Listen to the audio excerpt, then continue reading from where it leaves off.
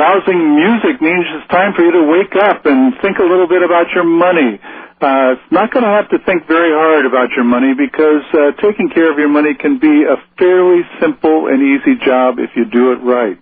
And so we will be talking about that today, and this is Harry Browne with my good old sidekick, John B. Chandler from Austin, Texas. And we are going to talk about money, finances, savings, investments, anything that has to do with money during this hour. And if you have a question, you can call 1-800-259-9231, or you can email. Just email us by sending an email to question@harrybrowne.org. That's question@harrybrowne.org. All right, John, how are you doing today? I'm very good, thanks. I'm inside in air conditioning, looking outside across the patio and swimming pool where my thermometer says it is 97 degrees. Oh, my. Which does make the swimming a lot better. Yeah, I bet it does. All right, we have a question to start off today, a question that's been lingering for the last week or so, and we need to take care of it. What is it? Harry, this question is from Liz in Pennsylvania, and I know you usually don't read any of the compliments and so forth, so I won't mention how handsome she thinks you is or how brilliant she thinks you are. Or when she's going to get her eyes corrected. And how much you've helped her. But I would point out that a nice thing I think she said was that she started reading you when she was an economics student in college. And I would simply point out that I think that's an outstanding thing for economics students to do, and that's read Harry Browne and other free market economists. But my congratulations to you, Liz, for reading Harry when you were an economics student. And I think you probably learned more there than from the rest of your education. At least that's my judgment. In any event, here comes the question from Liz in Pennsylvania. I am a single woman with limited funds. I have 3 duplexes that I rent. I own the properties without a mortgage. The properties are located in northwest Pennsylvania, where the real estate values are very low. Parentheses, properties have not appreciated as they did in other parts of the country. Close. Should I hold on to them or sell them? I have concerns as to our economic stability, terroristic antics, increased property taxes, and the general illiquidity of real estate. Thanks so much. From Liz in PA. Well, very, very good question, a very thoughtful question. And I'd say, yes, you do have reason to have concerns about our economic stability and these other factors. They all could throw a monkey wrench in your plans. You didn't say what else you have in your portfolio. Do you own stocks? Do you own bonds? Do you own some gold? Do you own some other things? I'm getting the impression, however, that if these duplexes are not all you own, they are most of what you own, that they dominate your holdings. And you own them without a mortgage, which means you put a lot of money into them rather than just putting a little bit down and having a big mortgage. Now, we always look at what economic environments will profit or lose from any particular investment strategy. And your investments are pointed towards deflation. You have these properties without a mortgage, you own them outright, and therefore you are in a position to weather a deflation, and you would not do as well in an inflation as somebody who just put a little bit down and owed a lot of money on it, because that owing of the money would tend to lose its importance as inflation makes each dollar worth less and less. Deflation makes each dollar worth more and more.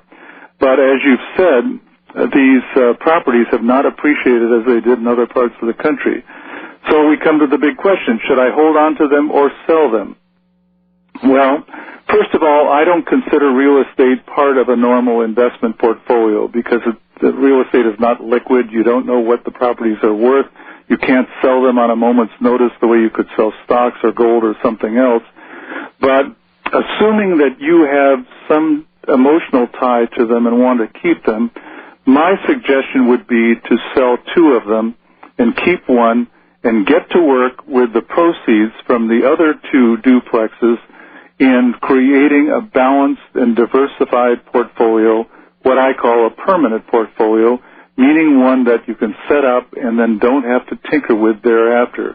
I want to see it balanced, 25% in stocks, 25% in bonds, 25% in gold, 25% in cash.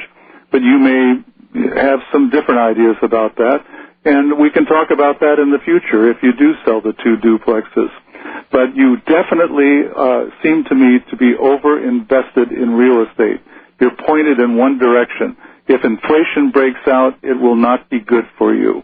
Even prosperity is not good for you, as you've seen, because they haven't appreciated during a period of relative prosperity. So I can understand how you got yourself in this situation, but I think it's important that you take steps to change your situation. I hope that helps, and if it doesn't, Liz, just send me another question. All right, Harry. This, of course, is related to how those duplexes fit within her overall investment portfolio. And I would presume from what you said that if the 3 duplexes represent 10% of your overall investment assets, that it's not nearly as important or urgent as it would be if those duplexes represent the preponderance of the... Definitely right about that.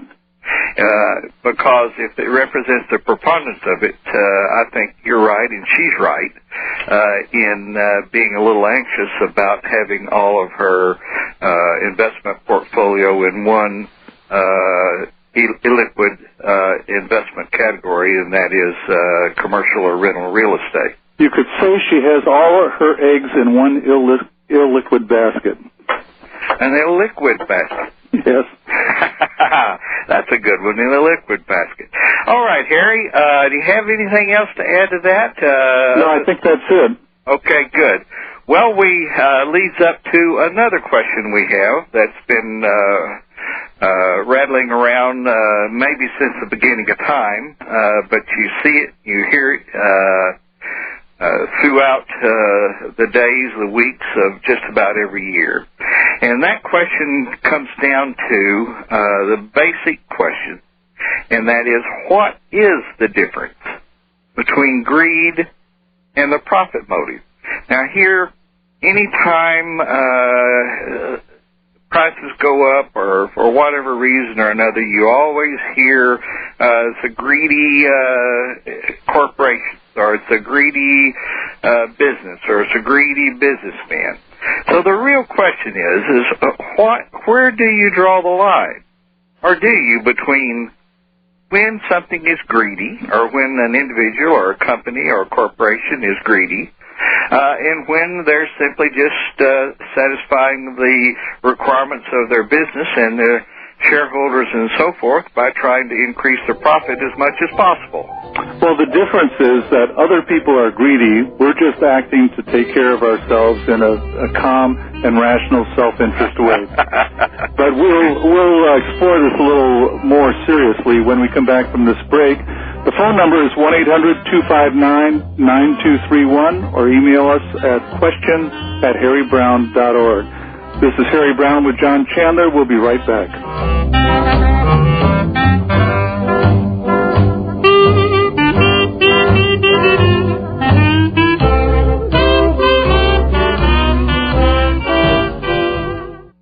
This is Harry Browne. Have you lost money in stocks over the past few years?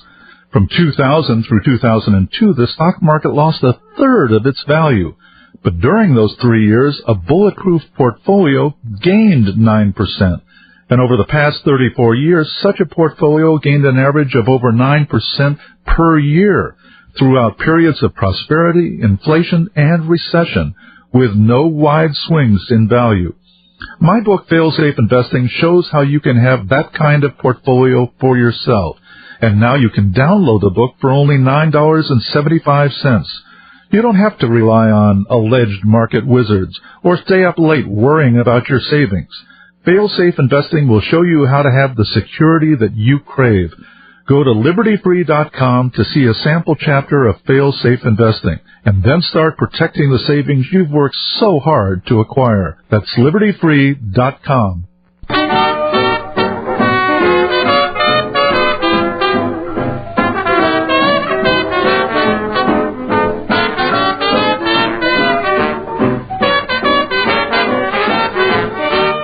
Well, welcome back. This is Harry Browne with John Chandler, and this is the Money Show on the Genesis Network, brought to you in part by the Permanent Portfolio family of funds.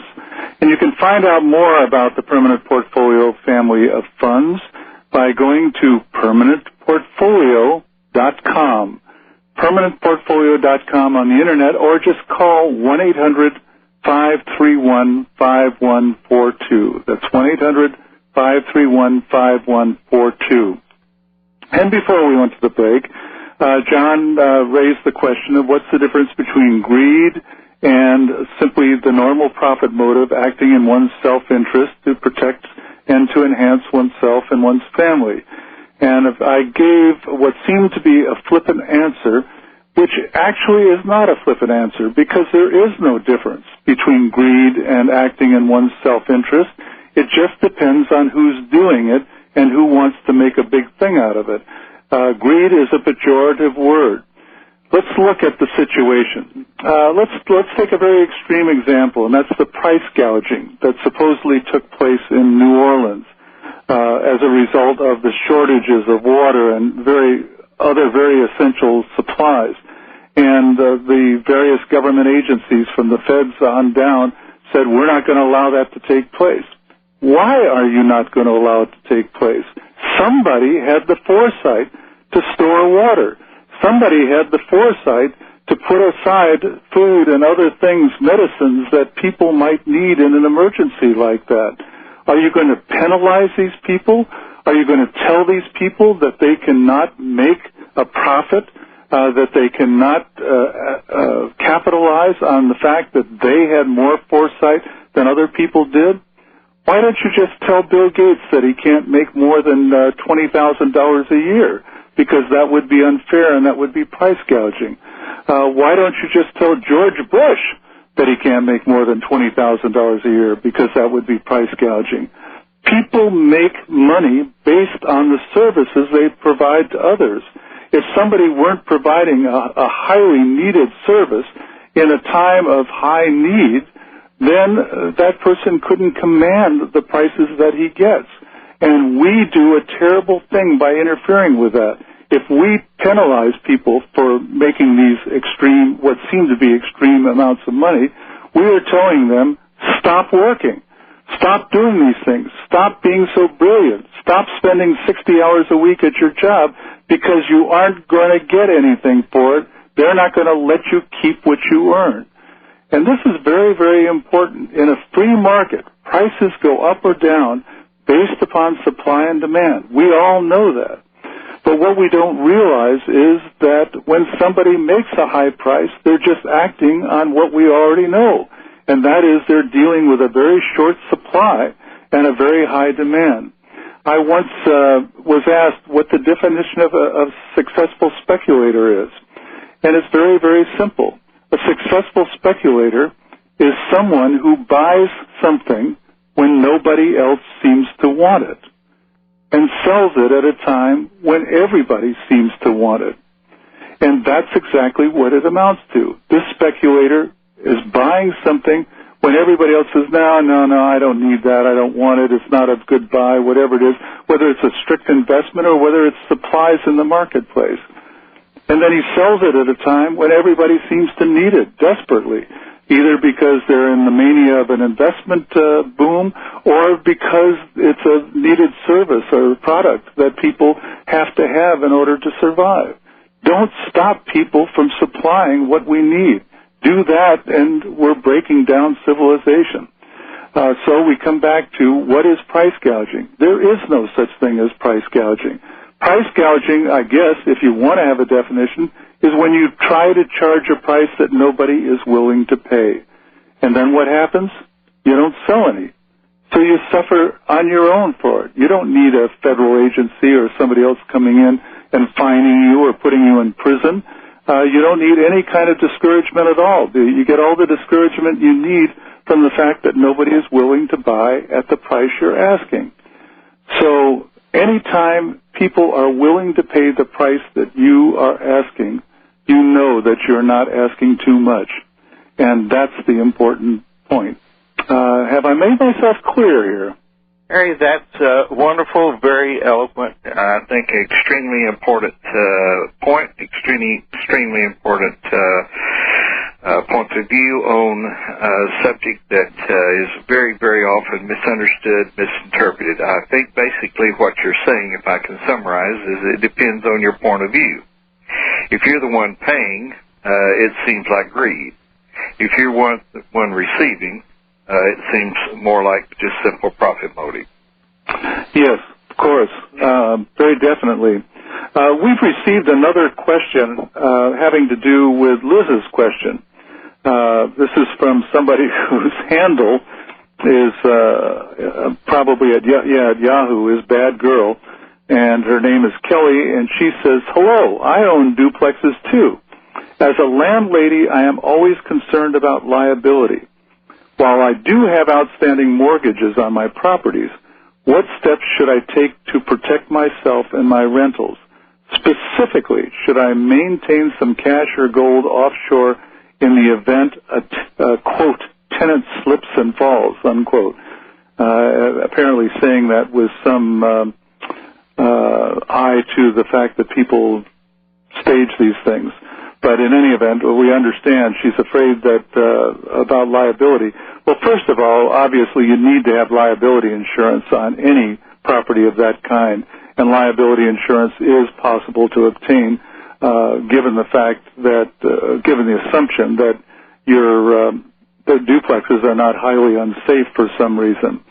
And but that, I still say you should go beyond that. I think you're right to concern yourself and have some money that is out of the reach of people who just simply want to grab it.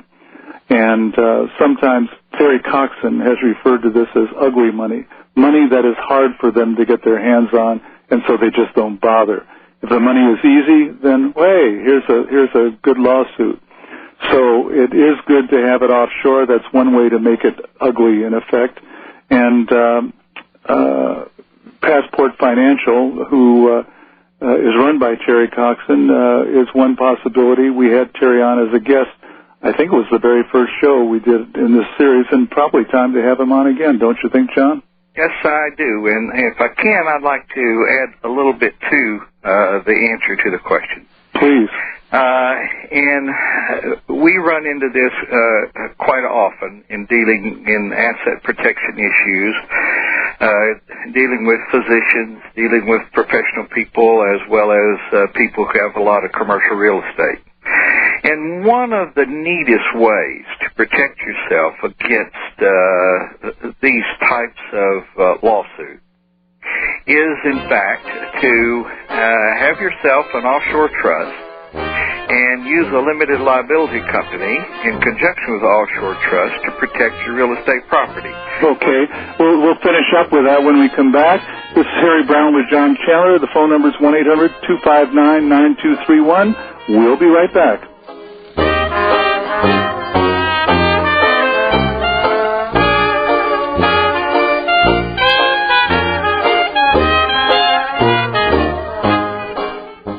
This is Harry Browne. My book, Fail-Safe Investing, will tell you what you need to know to create your own bulletproof investment portfolio, one that will protect you whatever the future brings, prosperity, inflation, recession, even depression.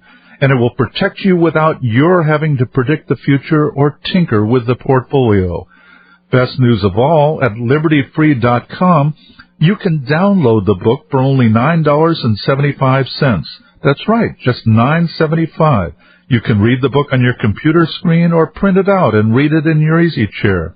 If you're tired of losing money on your investments, tired of the pressure of looking for the best investments, here's the way to have your own bulletproof portfolio, no matter how big or small your savings. To get a free sample chapter from Fail-Safe Investing, just go to libertyfree.com right now. That's libertyfree.com.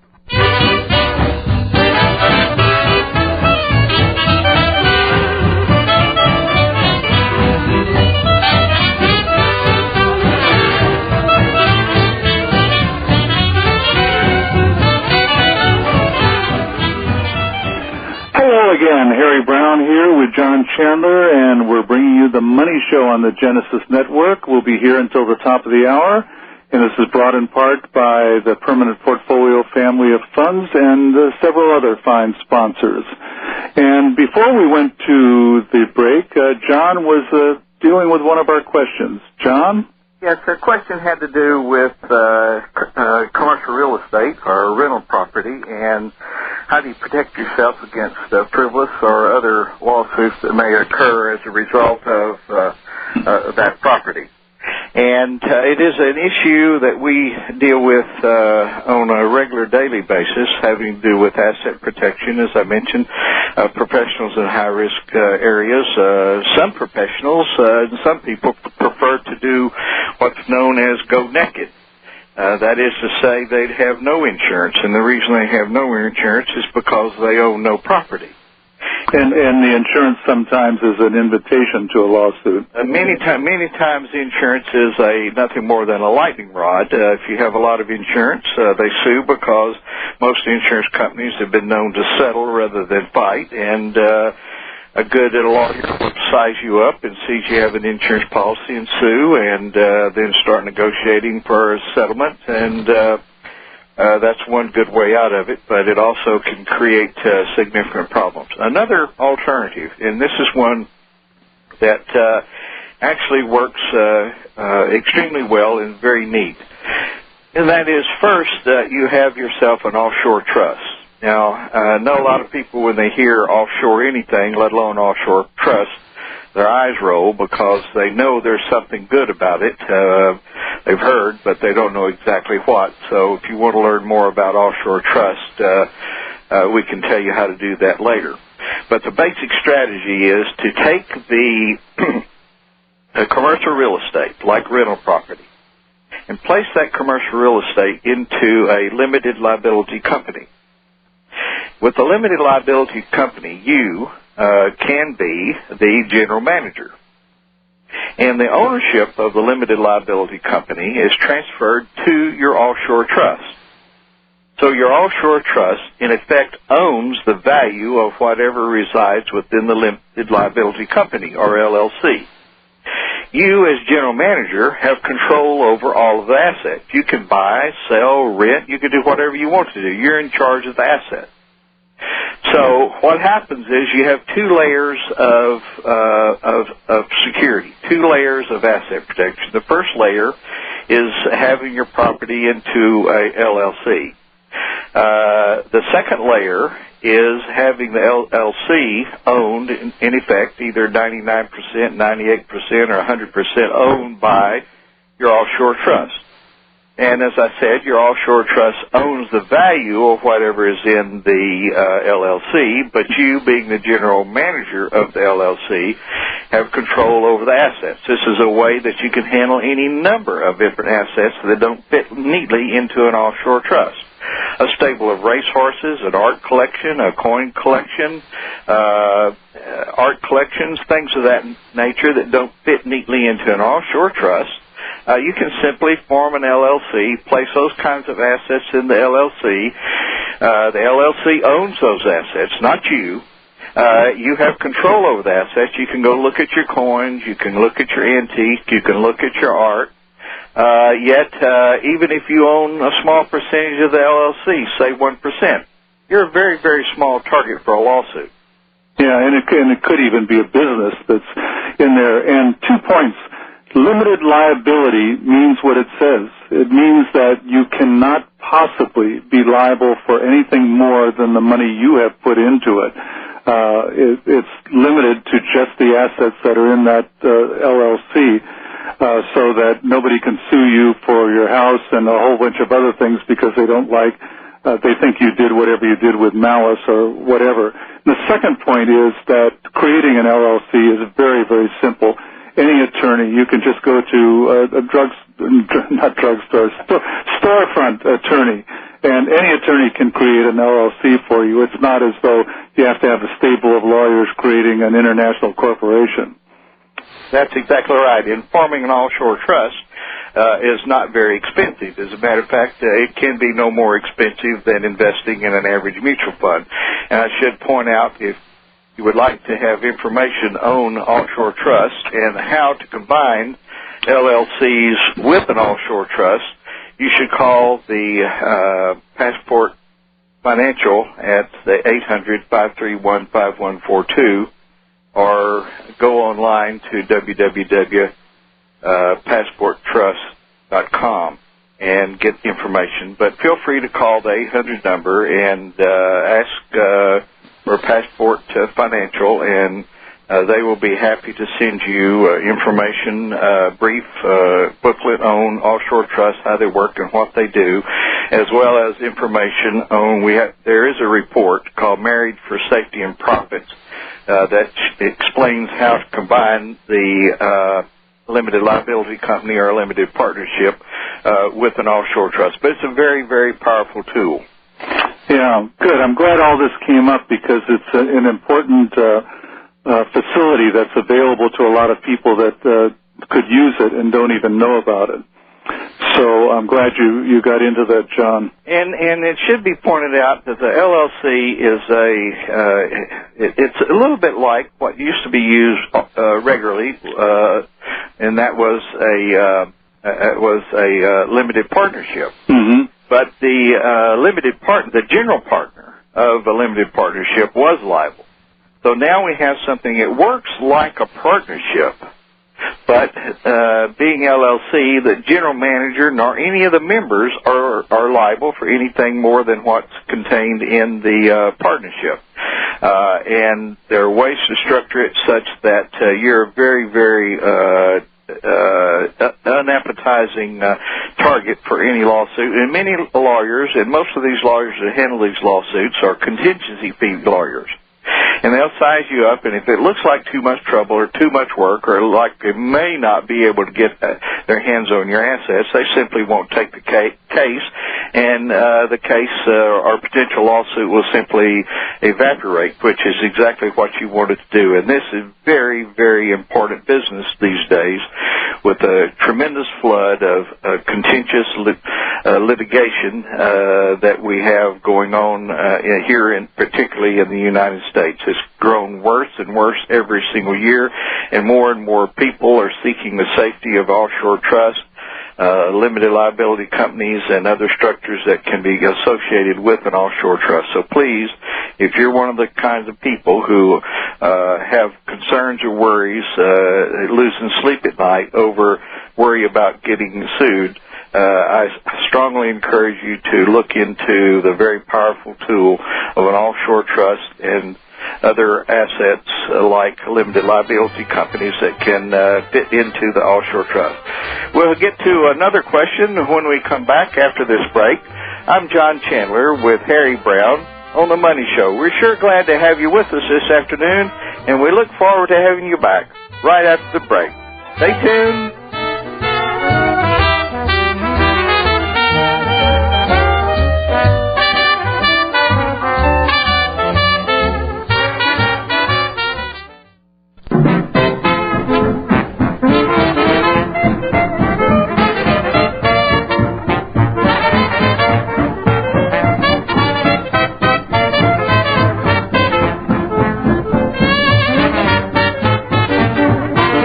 Welcome back to The Money Show. I'm John Chandler with Harry Browne. Welcome you back to The Money Show, where we're talking about money, finance, investments, anything that has to do with dollar bills or their substitutes, we're here to talk about. We're following up right after the break on a question that we received from Liz in Pennsylvania that Harry answered earlier, and I think it'd be worthwhile and a very good thing to do to read and deal with Liz's follow-up question, because it is exactly to do with the things we've been talking about. So I will read the question. Harry, thank you for your input concerning my previous question concerning the 3 duplexes in northwest Pennsylvania. if I had the suggested ratio you are referring to, 25% cash, 25% bonds, 25% stocks, and so forth, I still have concern. Should some of my cash be in foreign currency? What do you think will give me a better return for my old age? My duplexes, cash, stocks, bonds, gold, foreign currency, etc. Would really like to hear more about the offshore opportunities. Among other things, I prepare income tax returns and want to stay compliant with the IRS code. Thanks again. Really love your show. Sincerely, Liz in PA. Harry, you're going to have a hard time answering this question before the show is over, so have at it, my boy. Well, there are, of course, several different things here. As far as the income tax returns are concerned, I'm not an IRS agent, so I can't help you with that. But I can. And that is nothing that you do offshore should be in violation of any IRS code or regulation. That is exactly the way you protect your assets and maintain peace of mind. So everything must follow the rules and be compliant, and there's no reason not to, because the rules simply tell us what we need to do in order to accomplish what you want to accomplish. Boy, I'm glad I have John Chandler on this show because you obviously understood exactly what she was asking, and I didn't. And so I'm glad you made that point. Now, she says, what do you think will give me a better return for my old age? My duplexes, cash, stocks, bonds, gold, foreign currency, etc. Well, Liz, you're asking me to predict the future, and you're asking me which investment is going to go up. And that's going to depend on what happens in the world. And none of us can predict what happens in the world. We think we can, and every once in a while we do, and that emboldens us to think that we really have a lock on the future, but we don't. And it's because we don't have a lock on the future that we need to be prepared for whatever may come. If you're going to keep your duplexes, some or all of them, you also have to have a balanced portfolio to make sure that you are protected in inflation, which you're not protected now, prosperity, which you apparently are not protected now, a recession, which doesn't do much for your duplexes, and an outright depression, in which case you might actually achieve some increase in purchasing power value, because even if your duplexes do not go up in price then, the dollar will be worth more, and when you sell them, you might make money off of them. But that's a pretty thin reed to work on. So I think you absolutely have to have that balanced portfolio, and it's got to comprise a healthy part of your overall assets. And if it doesn't, because the 3 duplexes squeeze it out, then you just got to get rid of 1, 2, or 3 of those duplexes and put yourself in a more liquid position. I don't want to see you retiring and then finding out that you don't have the money to take care of yourself. That's the worst thing that is possible, because you will no longer be able to go out and work and earn the money that you once did. So you've really got to prepare for this. I hope this helps in some measure. As far as the offshore opportunities, we'll continue to talk about those as we go along. One thing I should mention is that I'm not high on foreign currencies as a part of a balanced portfolio. I know some people are, and I don't want to argue with them, but I try to pick the investments for the balanced portfolio so that they are each geared to one of the economic environments that could happen in the United States. And there are 4 possibilities: prosperity, inflation, recession, and depression. And foreign currency does not fit any of those. Foreign currencies, whether it's the Swiss franc or the euro or whatever it might be, might go up or might go down in any one of those 4 environments. It would depend on factors outside the United States as well as factors inside the United States, so I'm not as wild about them. And if you look back over the history of them, they have not provided the protection that some of the advertisements indicate that they have. The Swiss franc is barely higher today than it was 25 years ago, for instance. So there we are, and as I said, we'll continue to talk about offshore opportunities as they arise during the show. And if you have any particular things in mind, don't hesitate to let us know, and we'll try to deal with them. Excellent, Harry. And I would just simply add that, Liz, it's very important that you don't look at the permanent portfolio as either or. It's not something you do instead of something else. It's something you do in addition to something else. As Harry suggested, it's something you do in addition to your duplex investment. You don't want to risk like going to Las Vegas, whether it's duplexes, cash, stocks, bond, gold. That's like saying poker, blackjack, roulette wheel, or what? It's a gamble if you bet on any one of them. We'll be back right after this break to finish up the program, hopefully on a high note. We hope you'll stay tuned, and we hope you're enjoying the program as much as Harry and I are enjoying being here. See you right after the break. This is The Money Show.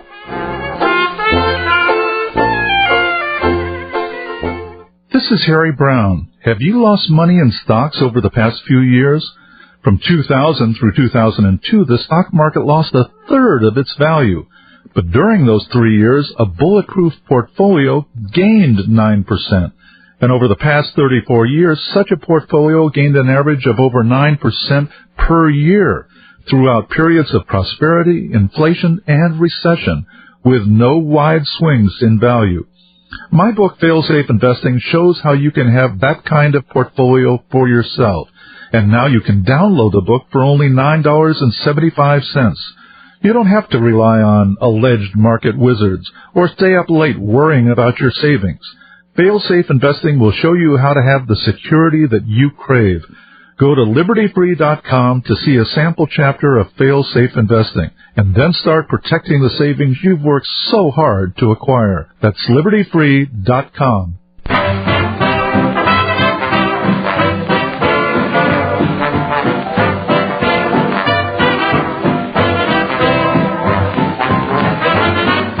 Welcome back this afternoon to The Money Show. Sun shining where I am. I hope the sun's shining where you are. I hope you're having an enjoyable Sunday afternoon. It's a beautiful day no matter what the weather. I'm John Chandler, Harry Browne's sidekick on The Money Show. Hope we've answered the questions sufficiently for you, Liz. If not, send another question and we'll be happy to take care of it next week. While we were talking, we received another question. This is another good question, Harry. I will read that question. The question begins, I am a 55-year-old male and plan to work until I am 65. I am contributing the maximum that I can at work and also to my Roth IRA. My home is paid for and I have no debt. Boy, you're a lucky fellow, Stuart.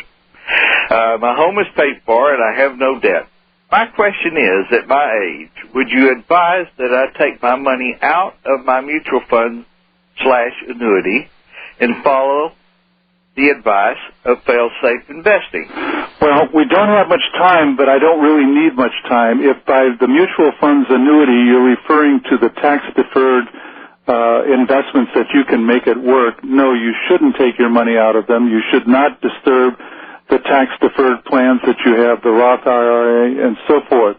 But you should, with whatever free money you have, in other words, money that's going to be taxed anyway, do set up a permanent portfolio and try to use whatever options are available within those retirement plans at work to fulfill parts of the permanent portfolio. In other words, if they've got a money market fund alternative, then use that for the cash portion.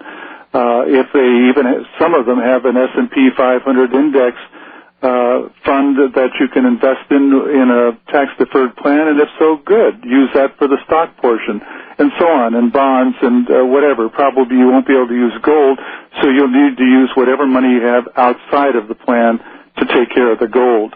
But I hope that answers it. Use those tax-deferred plans wherever you can. As John has pointed out to me, they are the one legal area that the government has really done us a favor in, and we should take advantage of it. And a small favor, they're not going to hit us over the head and take our taxes with it, but you know what I mean. All right, well, we sure do thank you for listening today. I want to thank John Harmon for taking care of everything in Minnesota. making sure we stayed on the air and didn't get lost in the wilderness here, lost in cyberspace. And I want to invite you to come back next week, and I want to invite you also to take it easy with your money. Don't let your money rule your life. It's very important that you take care of yourself. It's very important that you provide for your family. But don't let money be a pressure for you. You don't need to, because taking care of yourself is not really that complicated or that difficult. So, with John Chandler, this is Harry Browne. Thanks again for joining us today, and don't forget to come back. Come back, you hear?